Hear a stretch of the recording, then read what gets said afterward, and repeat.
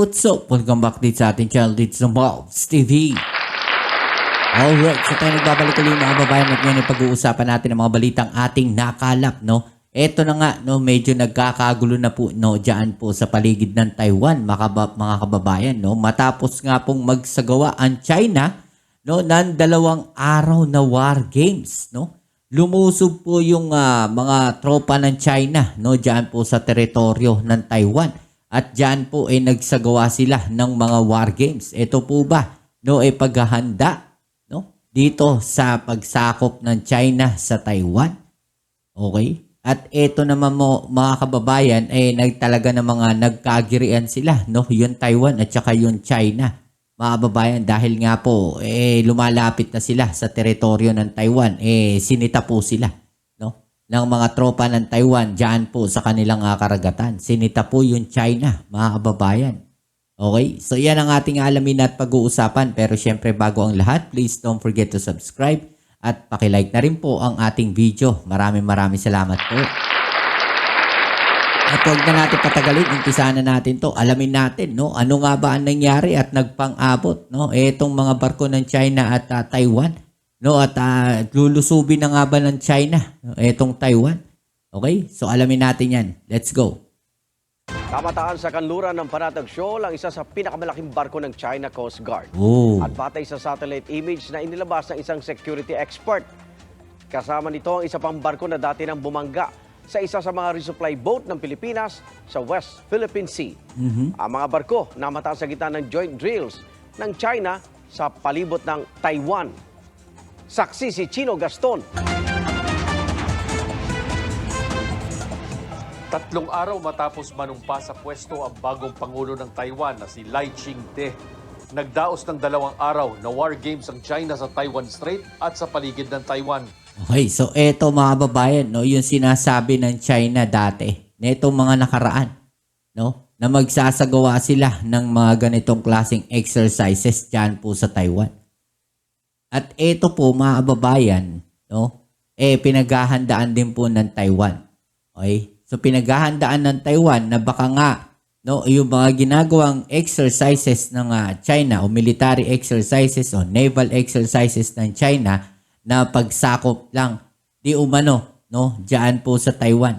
Okay? So yung pagsakop po, no, sa Taiwan ay pinaghahandaan po ng China.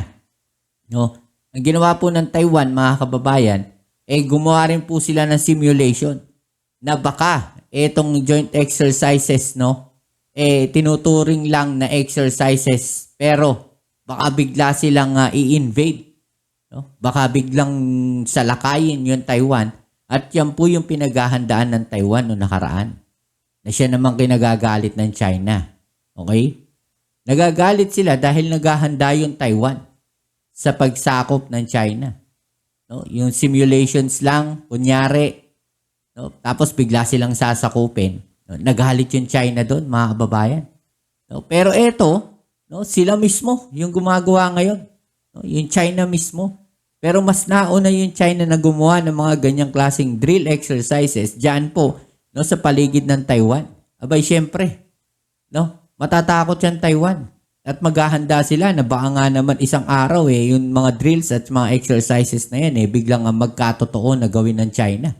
Diba? Alam naman natin hindi mapagkakatiwalaan yung China na yan. Diba? Tuloy natin. Ayon sa tagapagsalita ng Chinese Eastern Theater Command, bukod sa ensayo kung paano paliligiran barko at eroplano ang Taiwan, parusa raw ito sa anilay separatist acts ng Taiwan. Grabe, no? Pinarusahan yung Taiwan ng China, no? Grabe, ha? Parusa. No? At babala rin sa mga mangkukudyok na tagalabas. Itinuturing ng China na teritoryo nito ang Taiwan na hindi naman kinikilala ng Taiwan. Nauna nang binatikos ng China ang inauguration speech ni Lai kung saan hinimok niya ang China na itigil ang pambabanda nito. Ang state broadcaster ng China naglabas ng simulation kung paano paliligiran ng mga barko ang isla at patatamaan ng mga missile. Grabe, no? May mga simulations pa sila, no?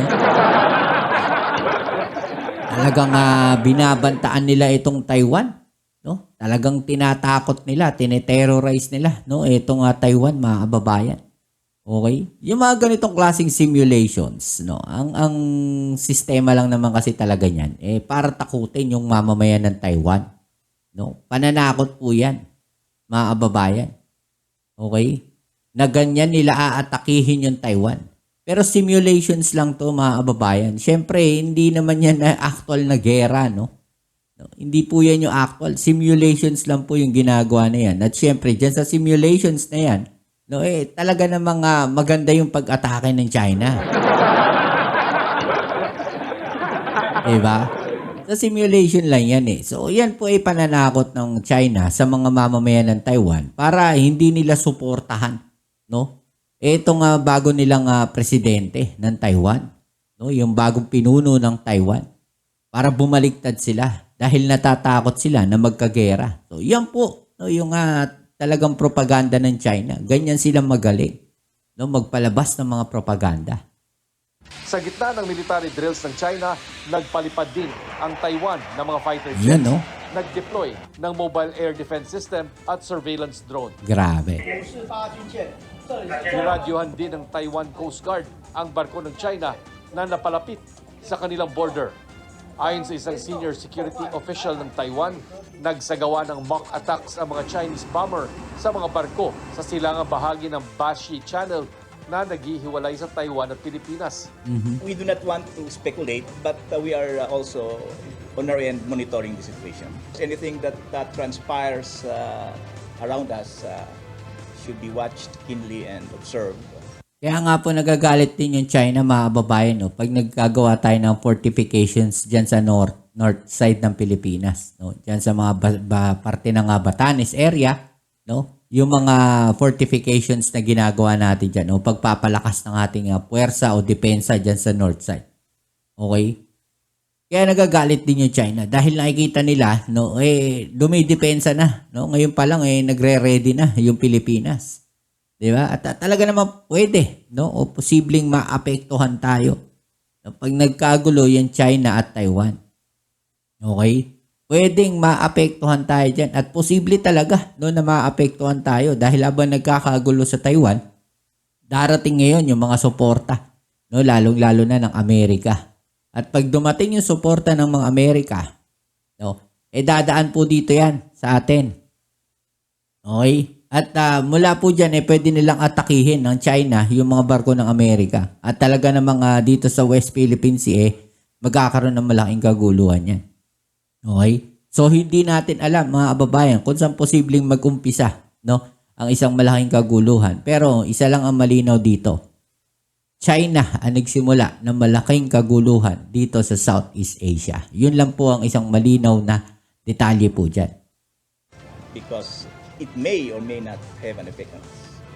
Batay naman sa satellite image na ipinost ng security expert na si Ray Powell, dalawang barko ng China naman ang nabataan sa kanluran ng Panatag Shoal o Bajo de Masinloc na bahagi pa rin ng ating exclusive economic zone. Ang isa ay ang Coast Guard Vessel 5901 na isa sa pinakamalaki nilang barko. Ang isa pa ay ang Coast Guard Vessel 5203 na dati nang nakabangga sa isa sa mga resupply boats sa Ayungin noong Oktubre 2023.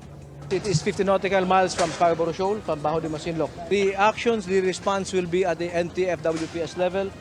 It's a Chinese Coast Guard ship, and there will be appropriate response from the NTF, most likely the Philippine Coast Guard. Kanina, emosyonal na humarap sa public consultation ng Kamara si Noli de los Santos, mangingisda mula sa Masinloc, Zambales. Ang dating masaganang pangingisda nila sa Panatag Shoal, imposible na raw dahil sa paghihigpit ng mga nakabantay sa lugar. Sinong tutulong sa amin? Kapag eleksyon, kilala mo kami. Pagdating sa problema, di nyo kami kilala. Paano po? Ito po, diritsahan po. Diritsahan po, ang sinasabi ko, sasalubin ko po, diritsahan po ako. Hirap na hirap po kami. Hindi po sapat ang ayuda. Malayang pangingisda lang po ang kailangan namin. Marami pong salamat. Gaya ng mga resupply mission at maritime patrol, na water cannon din daw sila. Naaagawan na rin sila ng huli. Kinukuha yung magagandang huli ng ating mga mangisda at kanila pong kinukuha at kung ano yung kanilang hindi maibigan, yun na lamang po ang naiuwi ng ating mga mangingisda. At ang pinapalit nila ay 5 kilong noodles na may expired pa yung kanilang binibigay. Dagdag sa kanilang agam-agam ang utos ng China sa kanilang Coast Guard na arestuhin ang mga papasok sa border ng China sa dagat simula June 15. I believe what a provocation is the roguish and irresponsible threat to detain quote-unquote trespassers in what is claimed as internal waters but is actually part of the high seas and part of the West Philippine Seas by a country. Yo. Such behavior is not only a violation of UNCLOS, but also a violation of the precepts of the United Nations Charter. Ayon kay Secretary Teodoro, ang hangarin na makamit ang deterrence laban sa mga panlabas na banta ay isang misyon na hindi tumitigil at kailangan ng patuloy na pagdagdag ng military equipment, kakayahan at pakikipag-ugnayan sa mga kaalyadong bansa. Alright, so yung mga kababayan, no? Ano masasabi ninyo sa mga balita na to, no? Talaga ng mga tumataas ang tensyon, no? At eto, makikita natin dito sa balita na to, tila parang ninanakawan pa po, no? Yung ating mga kababayang mangingisda. No? Kinukuha yung mga isda na nahuhuli nila. No? Yung mga magaganda, kinukuha nila. No? Pag nanakaw po yun, mga kababayan. Siguro ang magandang gawin dyan, no? Pagka etong mga pinangingisdaan, etong mga maliliit nating mangingisda, may mga nagpapatrol tayong barko ng Coast Guard. Okay? Binabantayan sila. Kung may bibigyan man na isda, etong mga kababayan natin, yung kapwa natin Pilipino, no? Yung mga nandyan po sa Philippine Coast Guard, no? Hindi yung mga Chinese na yan. Hindi yung makakapalang mukha ng mga Chinese na yan. No? Anong masasabi ninyo sa mga balita na to? I-comment doon nyo dyan sa ibaba ang inyong mga opinion at atin yung pag-usapan. Alright? So yan, muli maraming salamat sa lahat ng mga patuloy na suporta dito sa ating channel. At kung bago ka pa lang, please don't forget to subscribe, like, share, at comment dyan sa comment section. Kita-kits tayo sa ating next video upload. Ito muli ang inyong Kuya Mobs dito sa Mobs TV. Peace. I'm out.